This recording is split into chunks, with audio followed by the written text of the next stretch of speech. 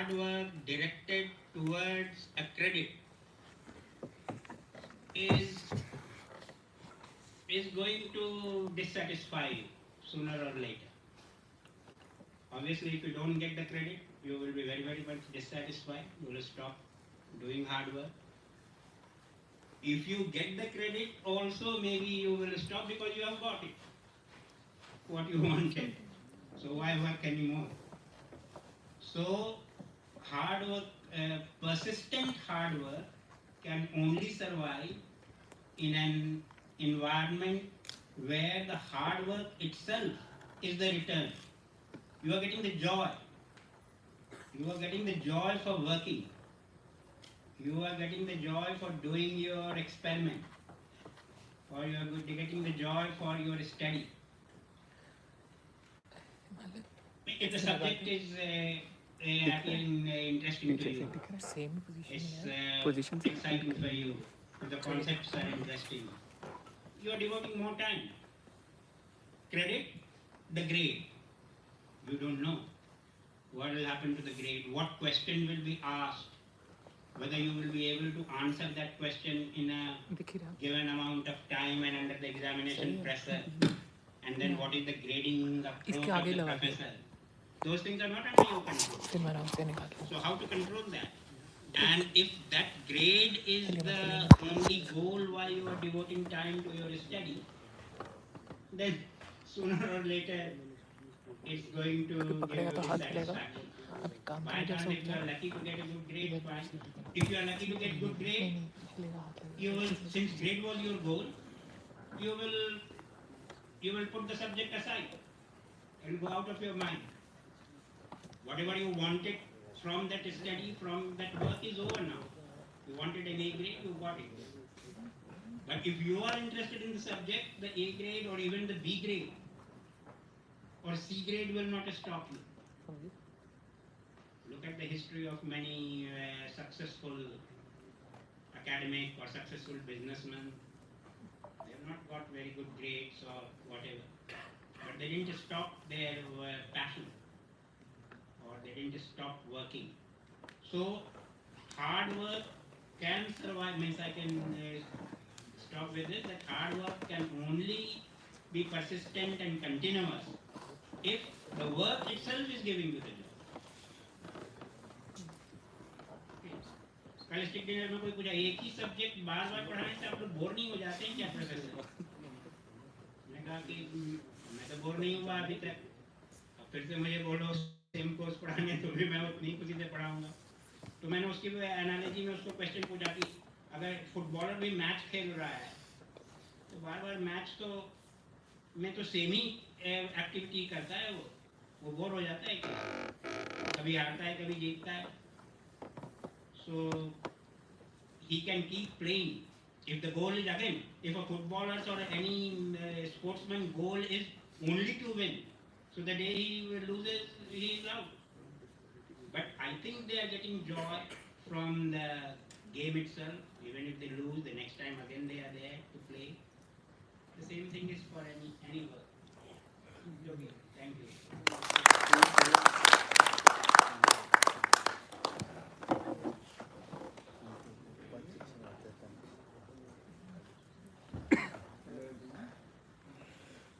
Hello everyone, my name is Soren. So my question is, what are your views on AI assisted chatbot like ChatGPT and Quillbot in the academic field? So I just want to hear your views because students have been using this aid for means writing assignments and all. So what are your views on this?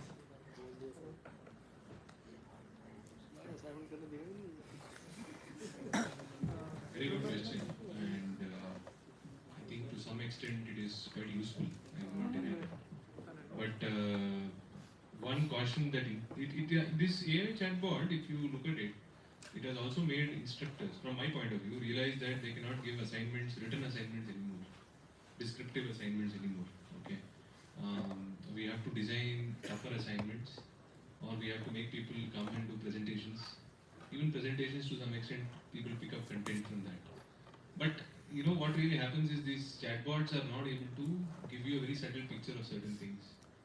I have also tried using it several times, even for searching as a Google search, to find keywords or to write a letter of recommendation sometimes, which is very useful, definitely. But the point is you have to also learn to know its limitations. Technical content, it doesn't deliver very well. If you want to write a letter to someone and learn how to write a good letter, then it is great. It really teaches you the best language possible for writing beautiful letters with extremely, I would say appropriate words are also listed. So reading that response is important rather than just copying it. One habit that is required is reading. If you read enough, then you yourself will become a chatbot. You will be able to pick out answers from your brain and write it. Searching and cut copying for passing exams is a very underrated skill. There is no skill in that, right? In the sense that people see, I have heard arguments like people saying that you have to have the right keywords. You have to put the right keywords to get the right. That itself is a skill, right? They say these kind of things. I have talked to several people on this. But in reality, what you can use from it is your inadequacy in the English language. I think to that extent you should use. Otherwise, what will happen is you will never have original ideas. As you know, these AI engines essentially knows what everybody is writing all over the world and sort of collects it and puts it in some kind of a learned, or derived, from all those ideas, an idea comes out. Those ideas are not going to be original, right? And your originality will keep going down. So essentially, the chatbot will perform great, but you are going to be quite uncreative with time. So use it only for supplementing your language, but not for generating ideas, not for generating opinions, or not for any other purpose, especially copying assignments. It defeats the entire purpose, which is here, that you should be able to think for yourself. If you get a great degree, if you get it in the dean's list and you're unable to think, then that degree is worthless for you. There is no point in having a degree because you'll go and make a fool out of yourself when you go outside. And people will say, "Oh, the topper of this institute is such a big fool," right? So that is the kind of opinion people will have. So that is my 2 cents on this particular issue.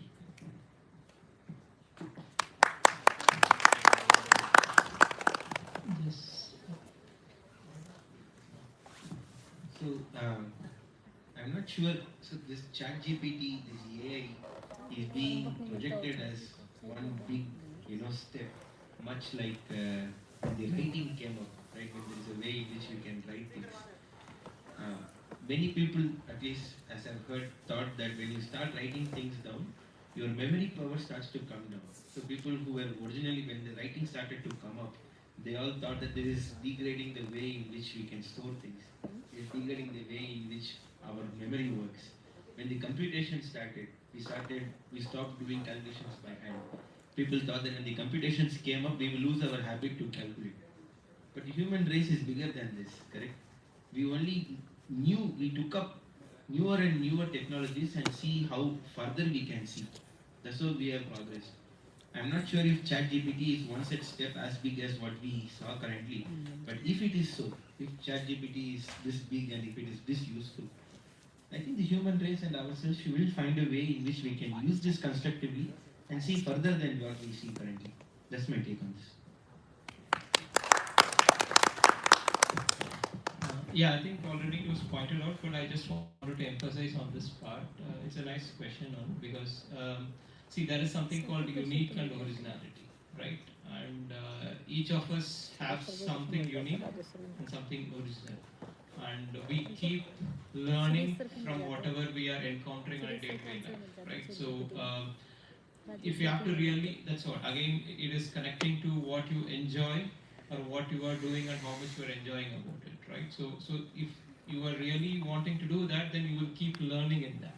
And it's a natural process that you undergo right from your beginning till whatever you achieve for, right? So for example, when I started writing my first manuscript, my boss was thrashing me like anything. But then now at least I can say that, okay, I'm at some level where if I show in the manuscript, you will be happy that, okay, yeah, at least I have helped you to come to this level, right? So of course there at that point of time there was no chat GPT or whatever. The thing is, yes, it's good now technology is there, you should involve those, it makes you better, but before even going to that, try to put your own thoughts, try to put things on your own, and then see how you are doing or how you have returned when it is throwing you something. So if you have thought about those aspects, which of course it is collecting all the data, so million of people have thought about it, then you can be proud that okay, your thought process is more or less the same, or at least comparable to many in that field, right? So that is the way I look at it actually. So don't try to just right away go put it and then take whatever you want. You learn about it, try to construct out of your own thought process, and then see if that helps you to fine tune few things here and there. So that way, if you do it, then you retain your uniqueness, you retain your originality, but also ensure that the fineness that is needed in most of the time, you get that done with the help of the technology.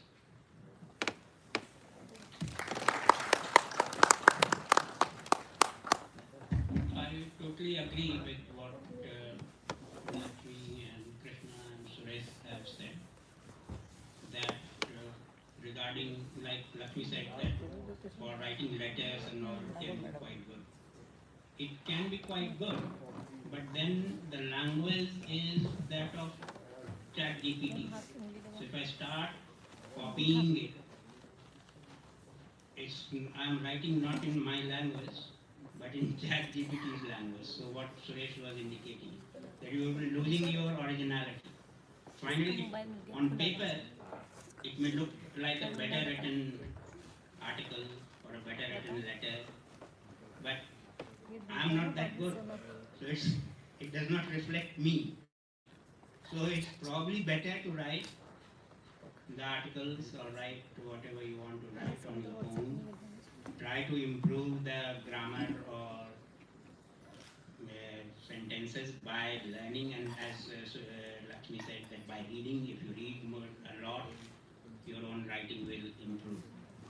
And as again indicated by Lakshmi, for technical things, it's not at all good currently. It may become better with time, but currently it is not good. So I, for example, because of my interest in crystallography, I tested it on 2 simple questions on crystallography, which we discussed it in undergraduate courses. And it got both wrong. So I made the videos also, and I have shared it on my YouTube channel, if you can check. 2 simple questions on crystallography, both wrong, which any student who has done the course properly can answer. So for technical things, you definitely can't believe, although I have been told by some people that it's still quite good in programming, for example. If you want to write a code or something and you give the problem, probably it can write the code for you in a nice way. I don't program or write code, so I can't talk about that. But in my subject, if I ask technical questions, it gives very crazy answers and wrong answers. In fact, I asked another for 2 videos which I made. Third one I wanted to make, but then I have not yet done. I asked it to derive the C/A ratio for hexagonal closed packed material. It's very well known, that value, and the derivation is also well known. It's there in all the textbooks. Despite that, it gave a very, very crazy wrong derivation. The steps were wrong, nonsensical. Although finally it was getting the right C/A value, just like our students sometimes do, if they have not understood that the steps are missing, but you finally fit in. So the problem is that if you see the websites, there are a lot of wrong information also available. And this ChatGPT or all these bots are training themselves by what is available on www. So they will get the wrong, and if the same thing has been said wrongly more number of times, so if 10 websites are saying the wrong thing and one website is showing that all these 10 websites is wrong and this is right, statistically it will still follow the wrong one, because it will say 10 people are saying that, and only 1 people has said it wrong. Okay, thank you. So thank you, professors, for answering questions in the best way possible. And just want all of you to let you know that this event is now being streamed live in our channel, in Material Science Engineering Society YouTube channel. It is a live. Thank you, Professor. You can have your seat.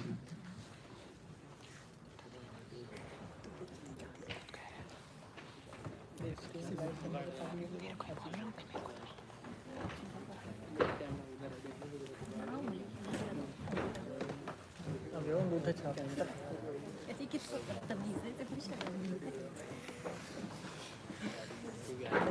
अरे कौन winner है अबे तुमको ठंडी लग रही है इतना बढ़िया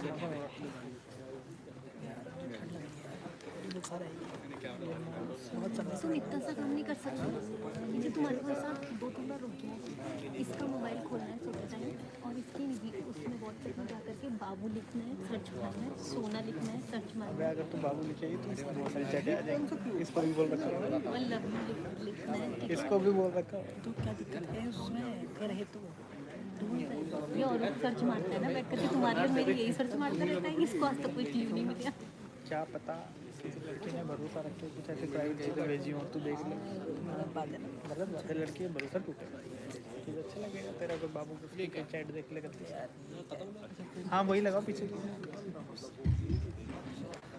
Okay, so we just wanted to show the submissions for the microstructure competition, which were pasted outside as well. But yeah, so I'll just go through the slides once. Thank you.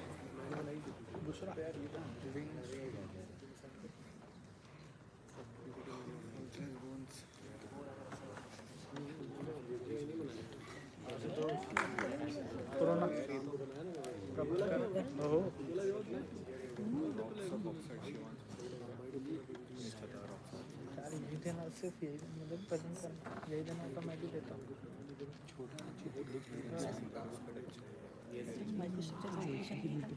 ये तो weed है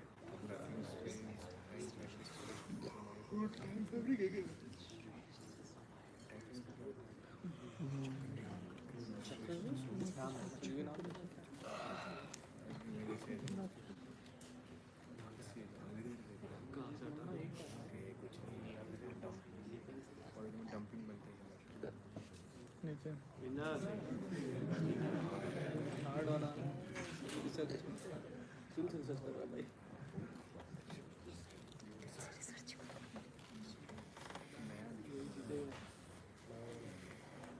तो कुछ भी बता दिया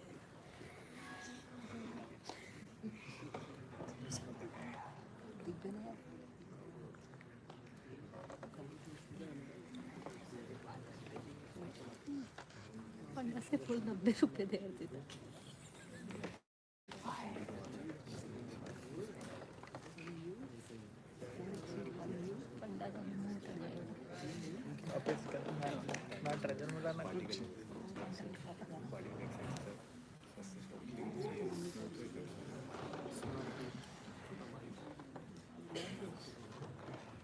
This is from one of our alumni.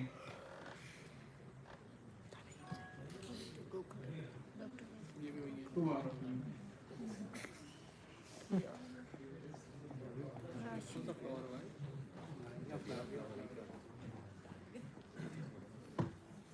Thanks.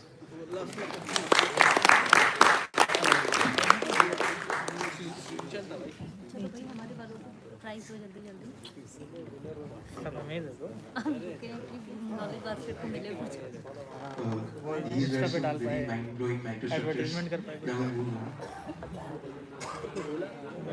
वैसे इस समय तुमने ना टी शर्ट चेंज कर दी अब जाके टी शर्ट पहन के जब अगर अभी जीते मोस्ट प्रोबेबली मुझे लग रहा है So, hope you all had a fun-filled learning experience. I would like to tell you a few lines about our Material Science and Engineering Society. We are a amount. Thanks to our passion and our commitment to organizing remarkable events. From education workshops to entertaining social gatherings, we aim to create memorable experiences for all. With your support, we'll continue to grow and bring even more exciting events. Stay tuned for what MSES has in store for the future. Now, I would like to invite Ms. Sonal, Mr. Himalayan Lavish, and Professor Lakshmi Narayan to present our first edition of newsletter to Professor Rajesh Prasad.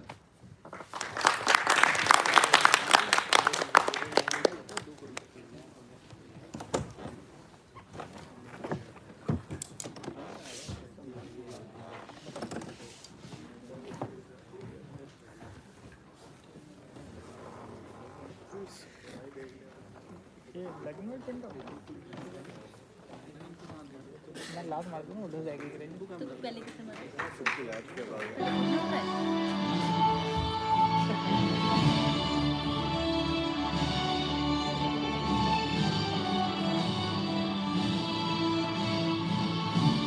मैं दे देता हूँ नहीं तो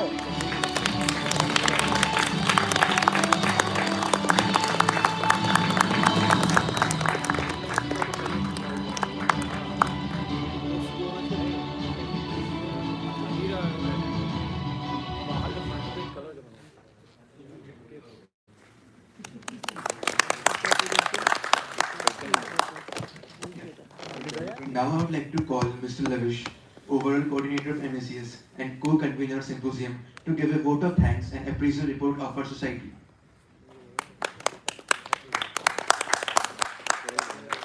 करो भाई ताली बजाओ बैठे क्या करेंगे क्या आलसी लोग अच्छी है गर्मी आनी है करो गर्मी में तो आगे Good evening, everyone. So I lost the paper where I wrote the thing, so apologies if I forget anyone to thank or like that. So first of all, I would like to thank each and everyone present here, all the participants, all the working committee members. I know we are working from past 2-3 months to organize this, and most of the faculty members know. We go to them quite often for their help, and we have got the help. And I would like to thank Professor Rajesh Prasad, who is the head of the department, our faculty coordinator, Professor Lakshmi Narayan, Professor Vijay Prakash Tripathi, Professor Sangeeta Santra, who were there in the symposium and the working committee. I would like to say one thing, that conducting this symposium was not an easy task. Like from past 3-4 months, like all the teams, be it events, publicity, technical, marketing, all have worked to their fullest, and there were some areas where we could have improved, and like you all probably, we don't have the soft copy. We will be circulating the soft copy of the newsletter as well. I am proud to say that we have conducted most number of events as far as any society is concerned in this academic year, and we have also we've also published our newsletter. However, we are late. We should have done this quite before, but yeah, things require some time initially. So now we are planning to release a newsletter in semester wise. We have discussion with the faculty members, and they are ahead. So once again, I would like to thank all of you for your patience and for all your enthusiastically participating in all the events. See you again next year. I won't be here, but whosoever will be here, I know he will be much better than me. Thank you.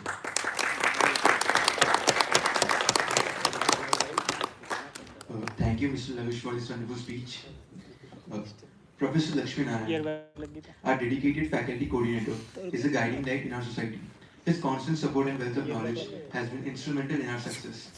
We are fortunate to have his mentorship as he empowers us to reach new heights. Thank you, Professor Narayan, for your unwavering commitment to our growth. Professor Lakshmi Narayan, may I have you on stage? As a token of love and gratitude, I would like to invite Mr. Lavish to give him the memento on behalf of MSES team. इतनी दूर क्यों चला